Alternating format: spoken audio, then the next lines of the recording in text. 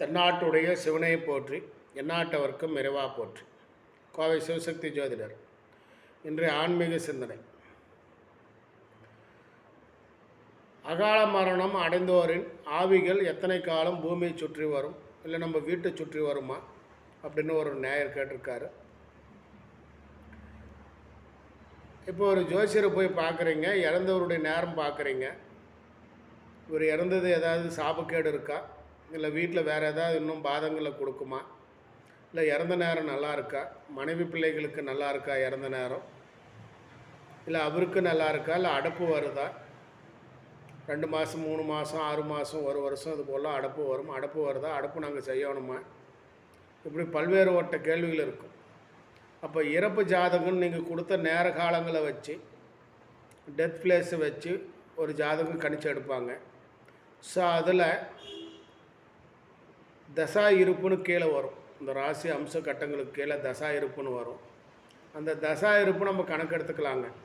இருப்பு நிலை 7 வருஷம் 6 மாதம் 23 நாள் அந்த மாதிரி சொச்சங்களாக வந்ததுன்னா இன்னும் அவங்க அந்த பூமியில் 7 வருஷம் 6 மாதம் 23 நாள் ஆவிகளாக சுற்றிட்டு இருப்பாங்க. ஆயுள் இருக்கும்போதே விபத்தோ ஜுருக்கிட்டோ அகால மரணங்கள் அடைந்தோ இறப்பவர்கள் அப்போ அந்த ஆயுள் காலம் முடிகிற வரை அவங்க ஆவிகளாக தான் சுற்றிட்டு இருப்பாங்க. அந்த மேலோகத்தில் அவங்கள ஆன்மா சேர்க்காதுங்க. அதனால தான் அந்த ஆவியாக சுற்றுறதுங்க, இந்த மாதிரி பொருளை உருட்டுறதுங்க. அமாவாசை நாட்களில் வீட்டில் ஏதாவது நம்ம கண்ணுக்கு இருக்கிற மாதிரி இங்கே அங்கேயும் உருவம் போயிட்டுருக்கிற மாதிரிலாம் தோணும்.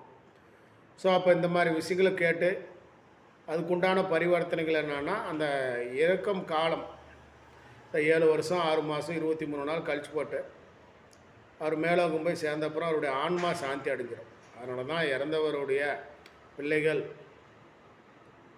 அமாவாசை நாட்களில் வாசல் கோலம் போடாமல் அவங்கள வரவேற்கும் விதமாக மணி அடித்து சாமி கும்பிடாமல் மற்ற காரியங்கள் நீங்கள் பண்ணிக்கலாங்க. ஸோ விரதம் இருந்து சாதம் கருப்பெல்லு தயிர் அவருக்கு வச்சு போட்டு கூட ஒரு டம்ளர் நீராதாரம் வைக்கணுங்க. வச்சு போட்டு செஞ்சிங்கன்னா ரொம்ப ரொம்ப ரொம்ப நல்லதுங்க. அந்த ஒரு நாள் மட்டும் அவரை நினச்சி 2 புஷ்பங்கள் இட்டு ஸோ நீர் விளாவி அந்த மாதிரி செய்யணுங்க. இந்த மாதிரி செஞ்சுக்கும் போது பாதக நிலைகள்ன்றது வராதுங்க. ஏன் அப்புறம் ஆயுள் தான் இருக்குங்க, அப்புறம் ஏங்க அவங்க இறக்குறாங்க? இப்போ நீங்கள் 80 ஆயுள்ன்றீங்க, அப்போ 80 ஆயுள் வரைக்கும் வாழணும் இல்லையா? ஸோ அவர்கள் மற்றவர்களுடன் சேர்ந்து போகும்போது அவருடைய கெட்ட தசா புத்தி அவருக்கு வர கண்டங்கள் இவரை திருப்பி அடிக்குங்க. அவர் தப்பிச்சுக்கூடாரு. நீங்கள் கூட பார்த்துருப்பீங்க, வண்டியில் முன்னாடி போகிறவங்க தப்பிச்சுப்பானுங்க, பின்னாடி போகிறவனுக்கு அடிபட்டுடும்.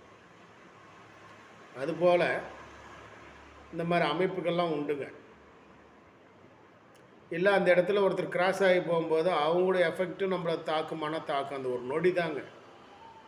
ஸோ அதனால் யாருக்கு இறப்பு எப்போ என்னன்னு யாருக்குமே தெரியாது. பிறப்பும் இறப்பும் யாராலையுமே கணிக்க முடியாதுங்க.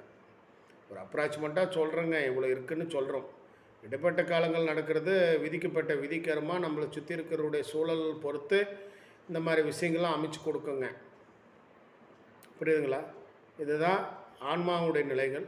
அகால மரணம் அடைவதற்குண்டான ஒரு வாய்ப்புகள் அப்படின்னு கருதுக்கலாங்க. அனைவருக்கும் அனைத்தும் கிடைக்கட்டும். நன்றி, வணக்கம்.